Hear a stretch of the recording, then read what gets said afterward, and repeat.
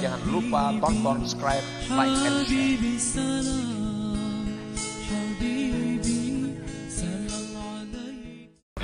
Rahimakumullah. Jadi sebuah amal itu ada syurutus sihhah, ada syarat sah dulu, tuh kan? Syarat sah ini supaya jadi bentuk. Syarat sah. Amunnya syarat sah ini ketinggalan satu pun, maka amal itu kada sah. Amun kada sah, kada kawa dikatakan satu amal. Misalnya sembahyang. Sembahyang itu ada syurutus sihhah, syarat-syarat sah. Kalau syarat sah itu ketinggalan, ya kada sembahyang ngarannya. Seperti berwudu, suci, menghadap kiblat. Nah itu kan syurutus sihhah, syarat sah sembahyang. Kalau kita kada berwudu batal sembahyang, kada sembahyang ngarannya karena ketinggalan syarat-syarat sah.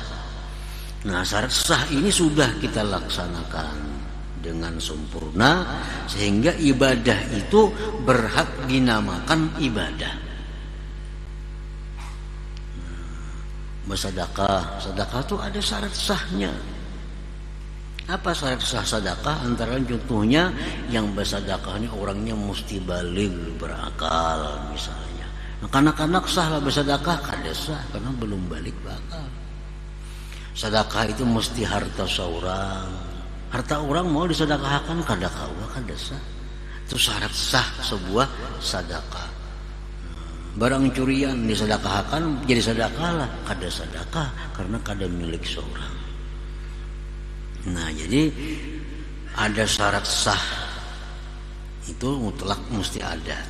Setiap ibadah yang sudah sah, sembahyang sudah sembahyang ngarannya, zikir sudah zikir ngarannya, wudu sudah wudu karena syarat sahnya komplit. Nah hanyar dicari syurutul kabul, syarat diterima. Kayak apa supaya yang sah ini diterima oleh Allah? Bila diterima oleh Allah ada balasan kita. Baik balasannya di dunia ini dikirim Tuhan sedikit dulu atau kena di akhirat. Nah jadi apabila satu ibadah itu sudah sempurna, syarat-syarat tadi, syarat sah sudah, syarat diterima sudah, nah, walaupun kada ada tanda diterima oleh Tuhan, tapi jangan mengira bahwa itu kada diterima oleh Tuhan, karena sudah kita laksanakan syarat-syaratnya itu. Para muhibbin rahimakumullah, nah, syurutul kabul, syarat-syarat untuk diterimanya sebuah amal ibadah. Sebenarnya sudah dalam hikmah 93 secara rinci. Nah, sedikit diulang di sini tentang syarat-syarat kabulnya sebuah ibadah. Allati la budda an tutawaffar, yang tidak boleh tidak disempurnakan.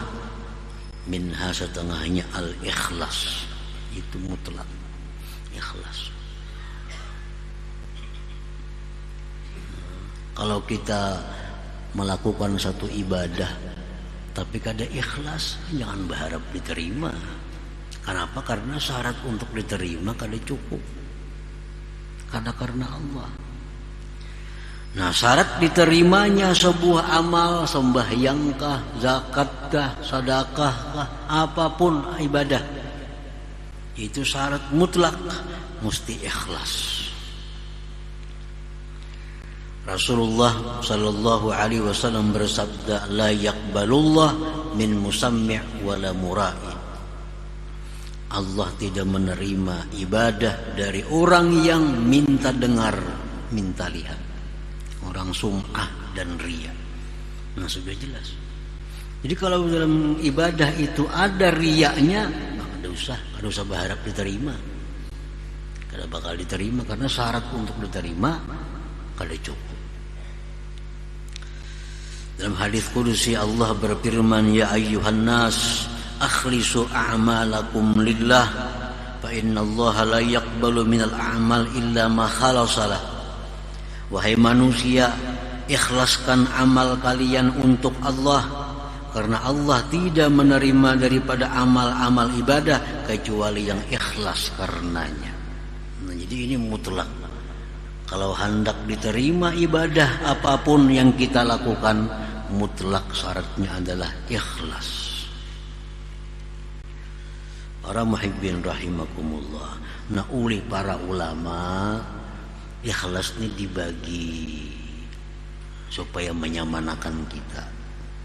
Ada ikhlas nang rendah, tapi ikhlas juga ngarannya. Ada ikhlas nang sedang, ada ikhlas nang tinggi. Salah satu antara tiga ini sudah masuk ikhlas.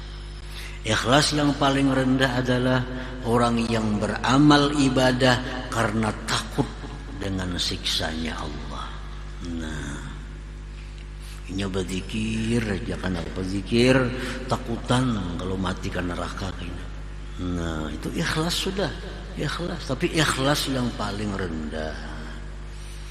Sembahyang, tahajud, sembahyang fardu sudahnya, rajin. Kenapa? Takutan kalau mati karena neraka, namun kada sembahyang. Takutan kalau dikubur dengan diazab, namun kada sembahyang. Nah, ini sudah ikhlas.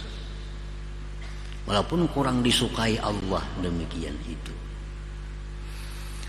Nah, tingkatan yang kedua ikhlas juga ngarannya, inya beribadah terdurung janji-janji pahala Allah.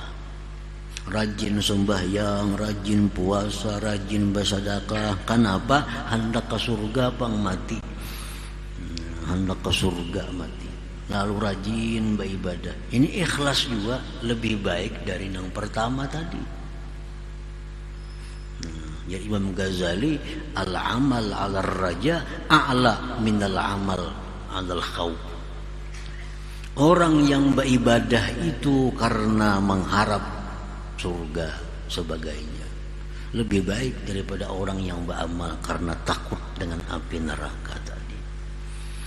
Nah, jadi ikhlas yang paling tinggi itu adalah ikhlasnya orang yang beribadah kepada Allah itu semata-mata menjunjung tinggi perintah Allah.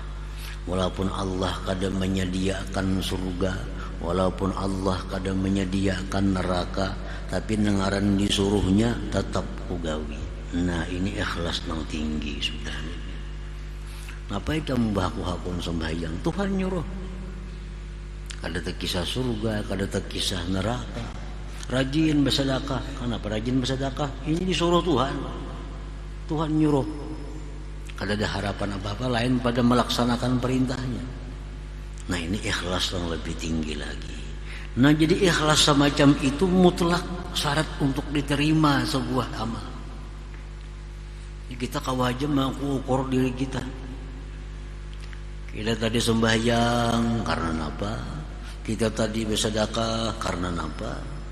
Nah, bila antara tiga tadi, ya ikhlas, masuk ikhlas. Nah, jadi syarat untuk diterimanya sebuah amal itu ikhlas dulu. Ini yang batin. Adapun yang zahir, al-halal fi jami'i ma bika. Halal sekalian yang ada dengan engkau. Nah, ini syarat diterima juga. Tapi yang zahir.